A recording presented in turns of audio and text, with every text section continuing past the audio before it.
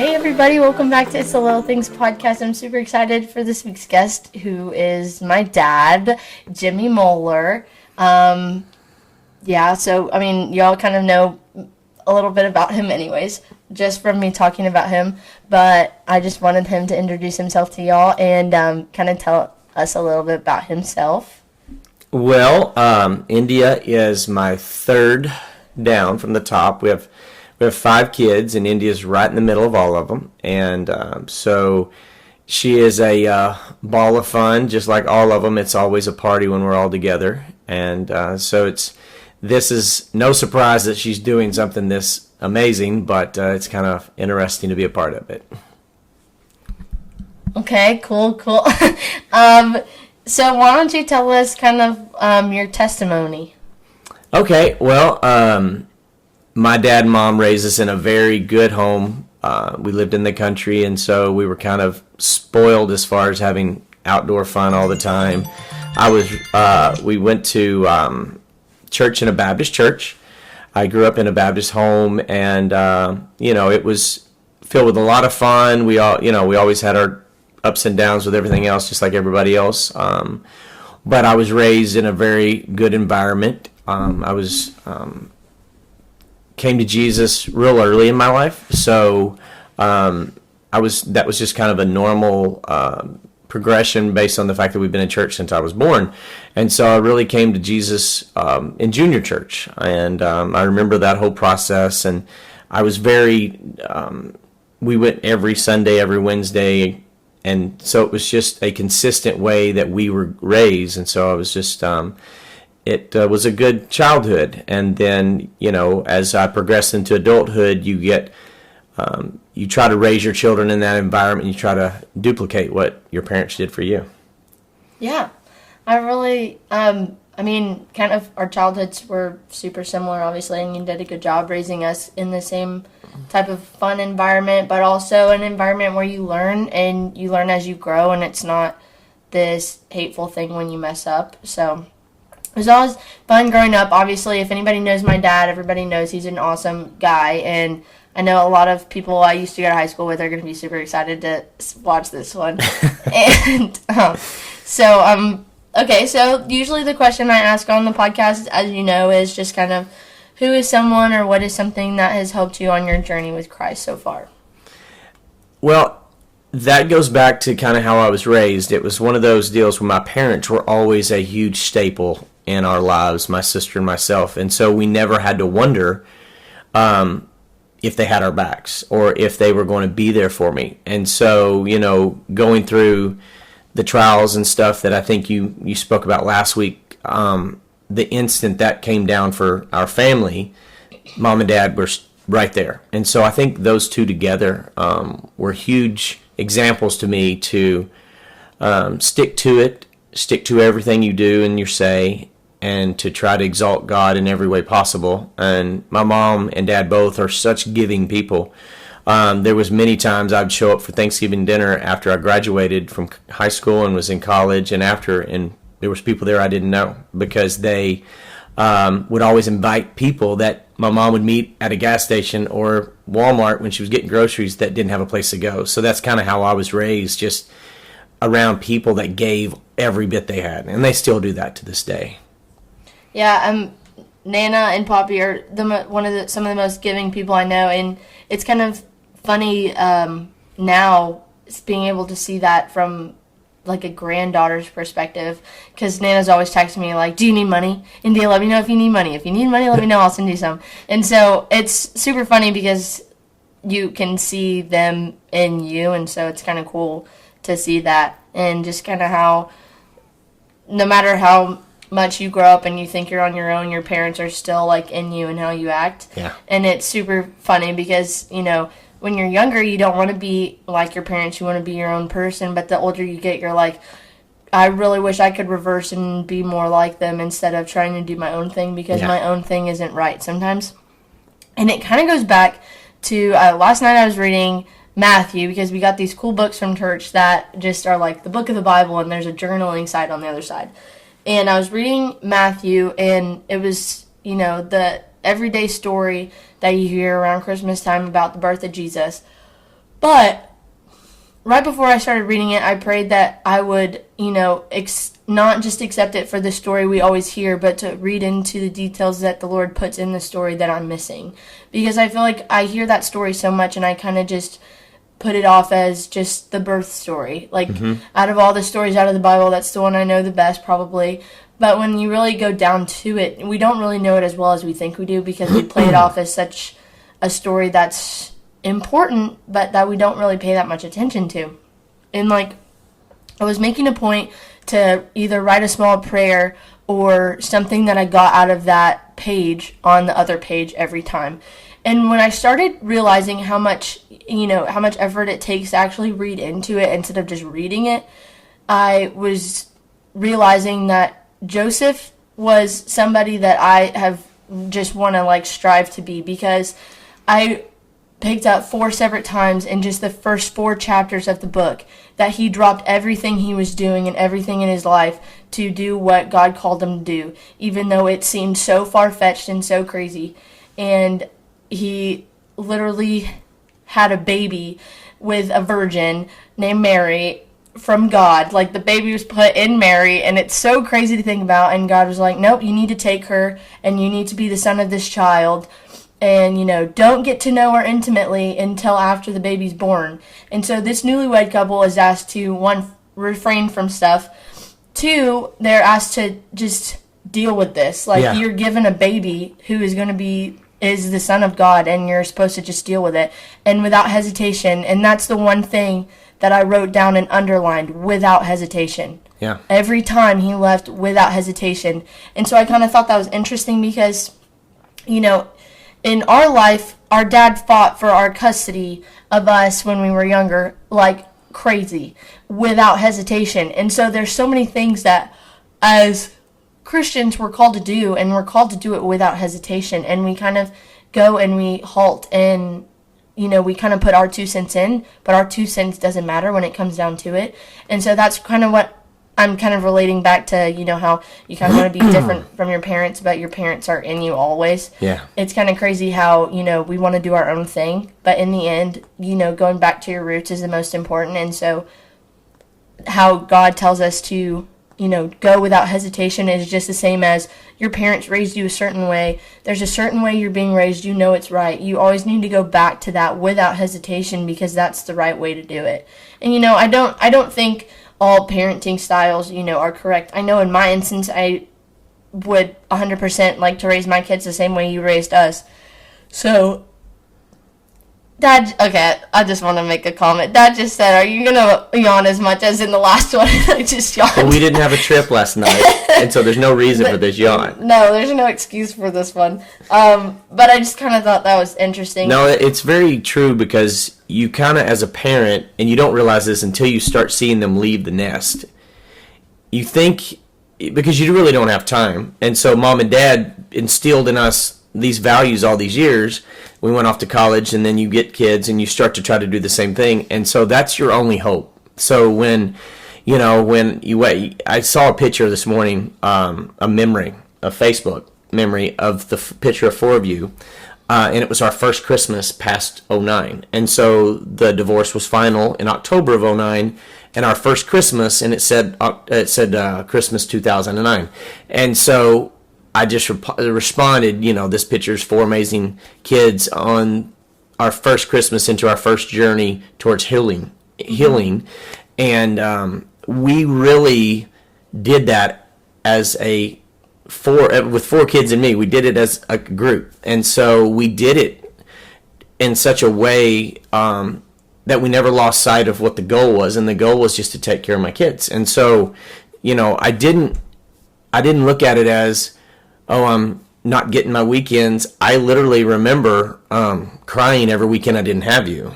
And that was the hardest part, is because you mentioned that last week you were upset when y'all weren't with me, but every time y'all weren't with me, it was just devastating, because I was so used to, even leading up to the divorce, the 5 of us spent many nights together, dinners where the other side wasn't there, and And then when it all started falling apart, y'all was with me so much in job sites and the rental properties, and y'all just went with me because that's what we did. And I think the part that is just ingrained in me is because my parents did that for us.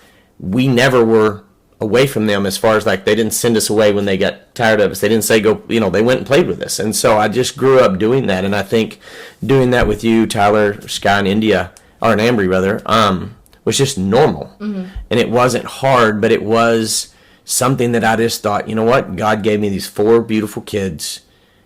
That's my job now. The career is over here. I'll do that when I get time to do it. The money didn't matter anymore. It was making sure you guys were happy and safe. And that became the biggest issue, was safety and making sure you were protected. Mm-hmm. I remember when we finally, before I got custody, I had met Kathleen, and so the caveat to me talking a lot of times is I cry and they make fun of me, so that's going to probably happen.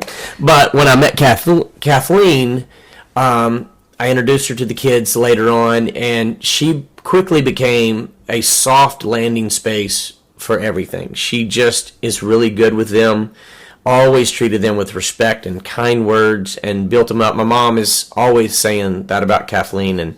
And the biggest thing that I picked up from her real quickly was that she was so flexible to make sure that you guys were safe and wanted to make sure you guys were comfortable. And I remember before, I got you full time, it was real quick where she realized every Sunday when I either dropped you off or didn't have you, she needed to find something to do with me. Like, she would go get us a massage or something to keep my mind going, because I went into like a baby depression, if you will, every time I dropped you off. And because on the way there, y'all all 3 or 4, depending on who it was at the time, would be teared up because you didn't want to go back. And so when I would drop you off, of course, I'd cry back. Then I'd get with her, and she figured out quickly, hey, we got to figure something to do on Sundays, because Sunday was supposed to be God's day, but it ended up being hell day, because it just wasn't good to be without my kids. And so it was really quickly, she became the mom, and she just picked up the pieces of you guys. And now we're going on 9 years where she's been in our lives.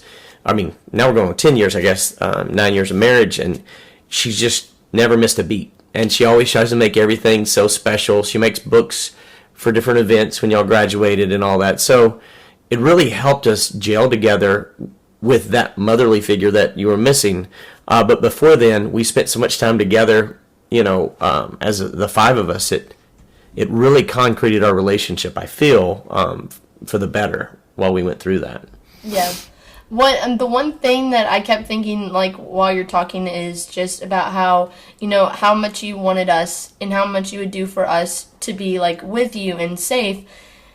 It's so funny because that's exactly what God does for us every day. He is literally, like, striving for us to just, like, listen and be like, hey, I know you're going through a tough time right now, but I want you to be safe, and I want you to be healthy, and I want you to be with me. Like, I want you to know that I love you. And it's just kind of crazy how much you wanted us and how much you wanted us to be with you, and that's how much he wants us to be with him. Even though sometimes, like, we're not striving for a relationship with him, he still wants it. Like, regardless of what we feel, he is still wanting us to have a relationship with him. And I think that was the thing I was thinking about today as I was going through my day. And I found a verse this morning I'll read in a second. But the one thing that I remember thinking, I was really, like, in the Word every moment during those times, because I didn't have anything else.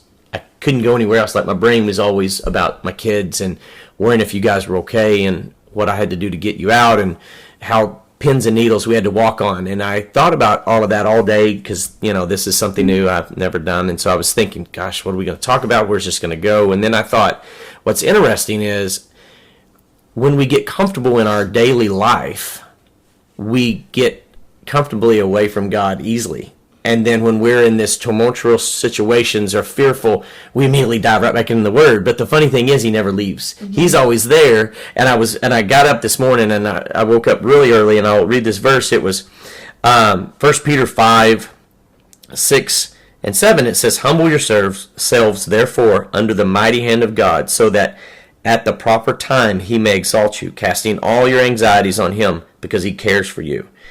And it just, I wasn't looking for that verse, and I've never read that verse before, but that one popped out at me this morning. And I just remember going to sleep many nights, and we talked about this the other night, when you're scared at night, what do you do? And I would sing, "Jesus Loves Me," because, I was in an empty house with no furniture, sleeping on the floor, and it was a little scary because it was time that people would try to break into the house and steal things. And there was nothing in there to steal. And so that was fun. And so I remember those nights being nervous and scared, and the whole time thinking, well, God's got me, but my babies are gone. Mm-hmm. And so it is a thing that we have to, even through the good times, you got to keep in a relationship. Even when things are, like with you and me, when things are going bad, you're calling me. When things are going great, you're calling me. We need to have that with God, mm-hmm. instead of, just only calling Him when things are bad. Yeah.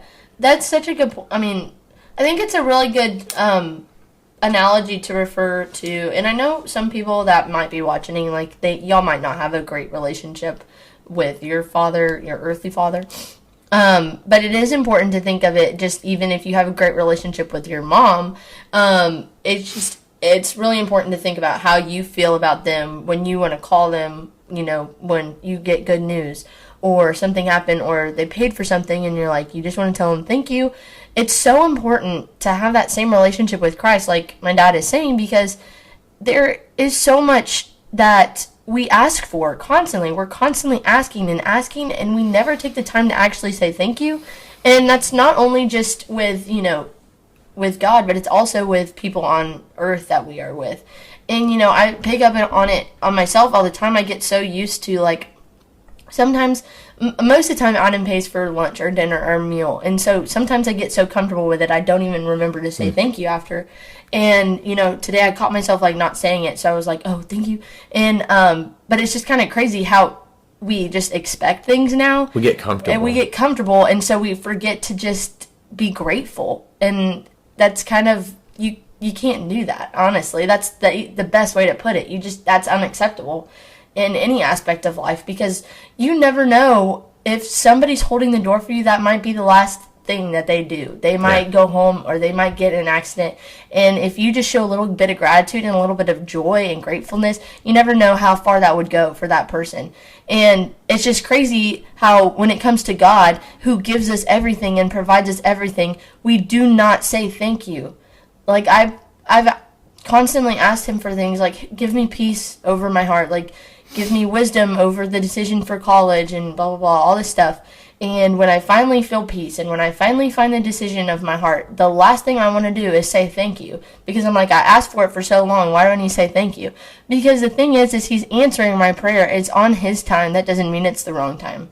Right. Just because it's not the time that I want it to be. So it's kind of crazy how, the relationship you have with your parents on earth is the same relationship that you should have with Christ, by calling Him with the good news, like you said, and the bad news, not just, when you need them. Yeah, no, I think that's super true, because I don't want to hear from you only when you want something. Mm-hmm. I want you, in fact, the boys, and, they're off in college, and Tyler's started his job, and I try to call all of you guys and text you, and because I just want to keep that relationship, close. And, I had to start, that one thing I've had to learn through this whole process is, you said the little things of the podcast is name, it's about the little things.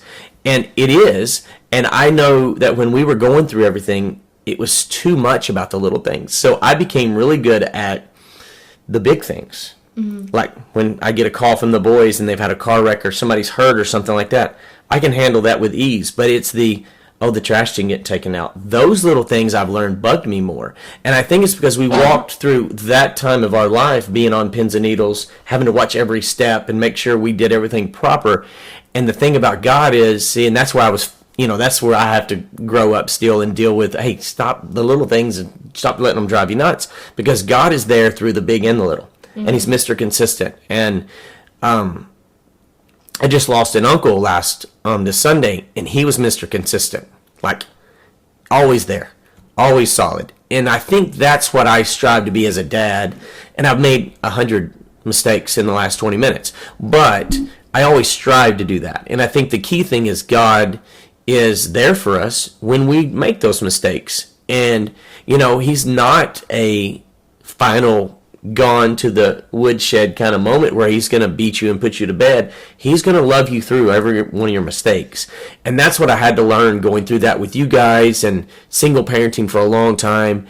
And then, and growing up with you in a sense, because I don't know, I'm sure there's books out there. I'm not a big reader, so there's not a book that would interest me to figure out, or that was good enough for me or quick enough for me to read on the fly to figure out how to raise two teenage girls and two teenage boys at the same time.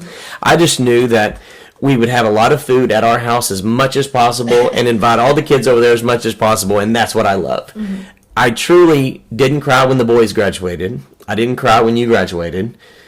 I will cry when your baby sister graduates, because it'll be an end of an era. I think that's when I'll be like, it's over for another 10 years until little C comes up and starts saying, hey, can I have all my 12 people over this week and you feed them? So that's the one thing that I miss about having kids, because I just loved having all of you around all the time. Yeah. That is sad. But there's a lot of... But you're back now. So. Yeah, and you have Caroline. Oh, plenty and I've got Caroline. Plenty of time with Caroline. Yes.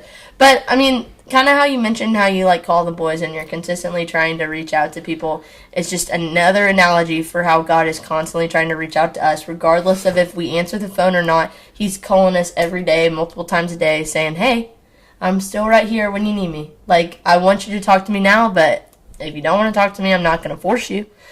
That's kind of funny, because every morning around 5 o'clock, I get up too early, and I'll find stuff on different platforms, and I'll send it to our group family text. And it'll be like a 20-second video of somebody, or it'll be a 30-second video of saying, God's here for you, or just some encouragement. And sometimes I hear from somebody. I got Adam on our text, because if he's going to date you, he's going to get the same treatment and the same love.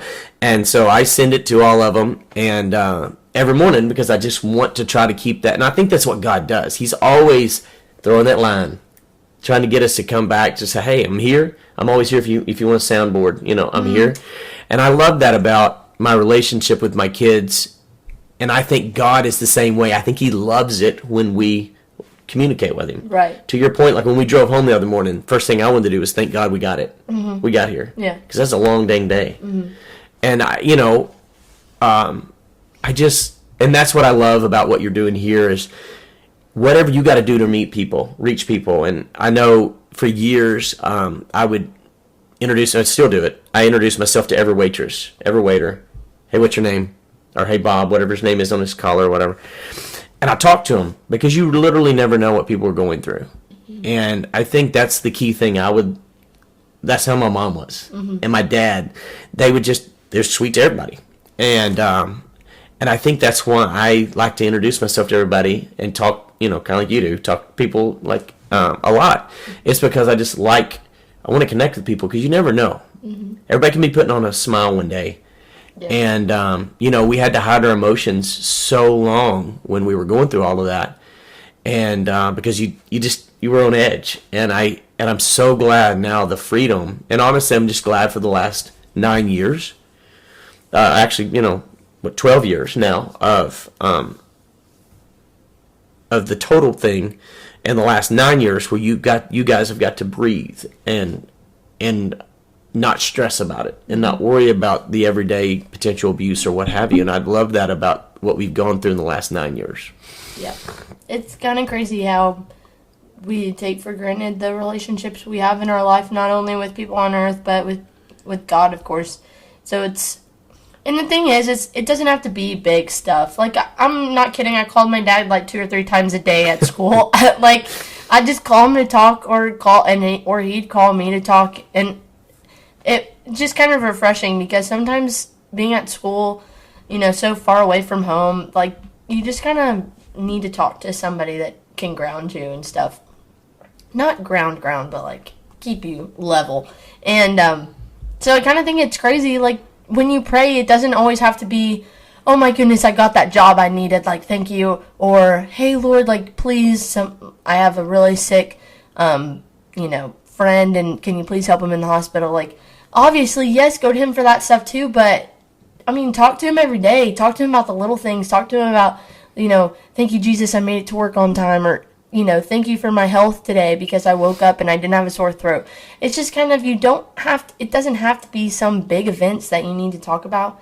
And I think I do that sometimes to myself. Like, only pray when, you need to pray, not because you want to pray. Yeah. And that's kind of it's not how it should be. You don't want to call your parents when you need to call them. You want to call them when you want to call them too. And we're kind of going through that with Caroline on teaching her how to pray. And I'm like, it's just a conversation. Mm-hmm. And so sometimes in my prayers, I do it just like a conversation when we're at supper and I just do it like a conversation. So if somebody's kind of talking in the middle of, I say, hey, God forgive India for talking in the middle of my prayer. And Caroline will look up at me and I'm like, and I think it's the whole point is God obviously has a sense of humor, and he loves the fact that we're just, I don't think he wants it to be so rigid and tight. I think he wants us to talk to him when we're driving to work and we almost wanted to run that person off the road that almost ran into us. He wants us to say, thank you, God, for patience, because he sees what this person just did in front of you. So I think if you realize that he's more like a father, and not like a guy sitting on this big throne that doesn't want to get down on the floor and play with you, that's what he wants. He wants our everyday stuff. Mm-hmm. Is the way I see it. Yeah, I agree. I think it's kind of crazy how we've made God to become this person, this not even this person, this thing that can't be reached, this thing that is untouchable, and that's just not the case. I mean, Jesus walked on this earth, was touched and hugged and kissed, and people washed his feet, like. I mean, the curtain in the temple was torn for a reason. Yes. And that's way so we could have an exact entrance into him, with him. We could walk across the planet with him. We can, in our prayers, we can do whatever. And I think that's what's key is,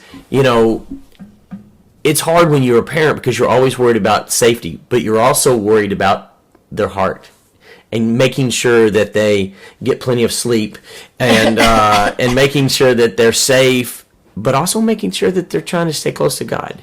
It's much like the one thing that I'm always checking with Kathleen is because of what I went through is like, are you okay?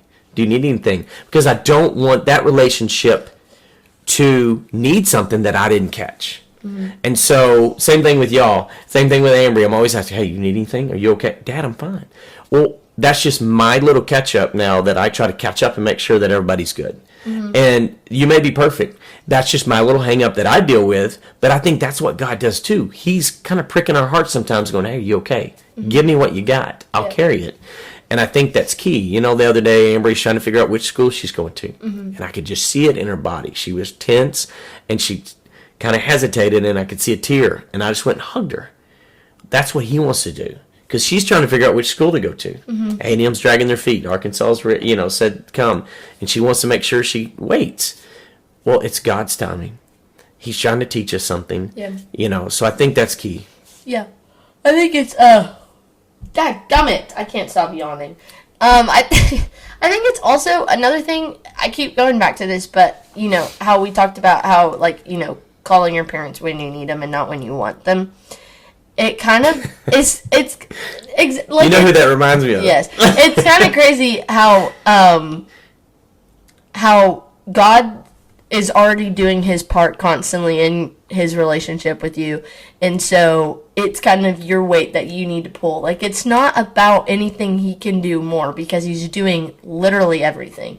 All he asks is that you just give him a little effort, and that's like he's literally asking for the bare minimum, and we don't even give him that. Honestly, sometimes. It's like when you cook the food for your kids, and they don't say thank you, and they leave their plate at the table. I literally just need you to do the low hanging fruit stuff. Yeah. Bring it over here to the sink at least, and I think that's what God's like. Your point, he's giving you everything. Mm-hmm. Just come to the table a little bit. Yeah, I think it's also part partly because you're never going to have a good relationship with him if you don't put in a little extra effort, because obviously he's trying to have a relationship with you. But just like if you only call your parents when you need them, you're not going to have a good relationship with them, because of course they're going to help you and they're going to love you throughout, but they don't know what's going on in your life when there's good stuff going on. They don't know about your personality as you're changing. And obviously God is all knowing, so he knows everything about us and everything, but he's wanting us to tell him, because he wants he's to share. It's part of a relationship. Like, sometimes your parents know stuff that you did wrong when you're younger, but they want you to tell them and confess. And that's the whole point. They're trying to teach you a lesson. He's not going to just sit there and just let you do whatever you want and still let you think that you have this great relationship with him. Like, he wants you to work for it. I mean, it's not like a ton of work. It's just more work than what we're doing. And everybody, I mean, myself included, we kind of just give up on that because it's work. Well, and it becomes one of those deals where, once again, if I don't need God, I can pray later. And I think that's the key thing. If you make it part of your daily walk, your daily steps, your daily thank you for getting me get to work, it becomes a habit, a good habit. We need to build those good habits instead of, oh, I'll do quality time later. I look forward to every Wednesday morning now. Mm-hmm. And then when you miss it, and that one day when you delayed it, I was like, what the heck? That was my whole morning drive.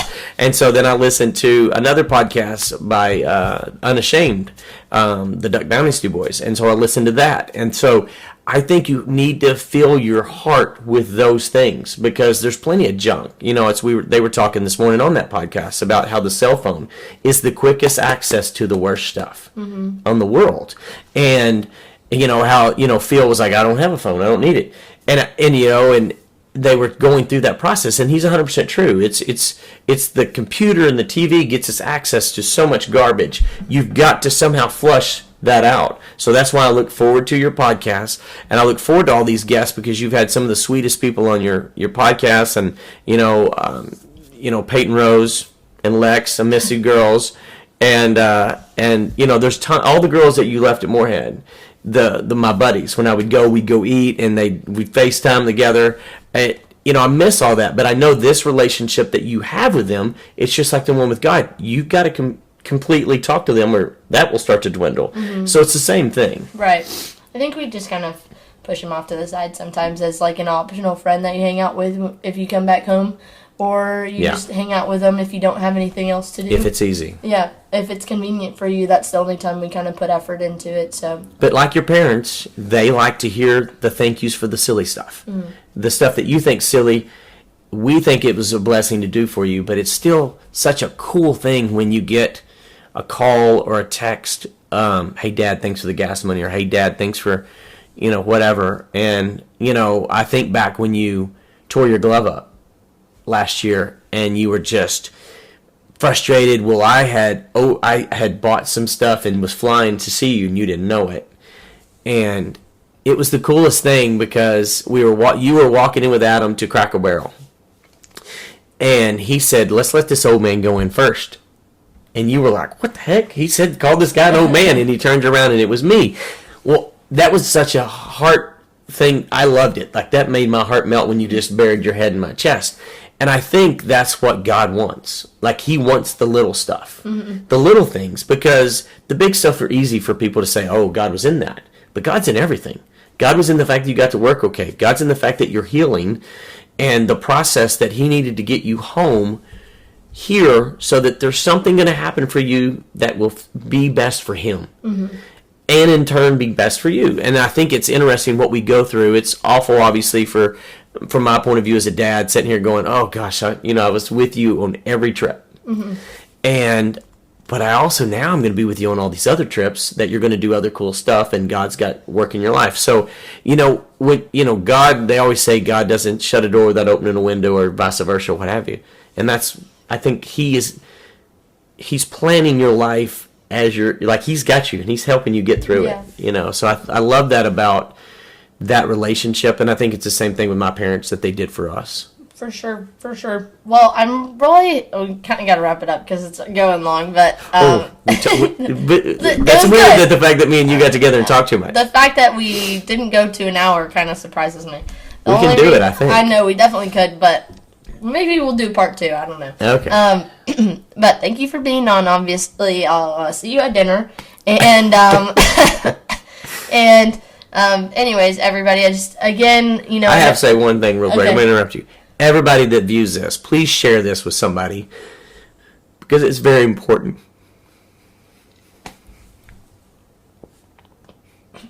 Anyways, I'm gonna love you, Dad.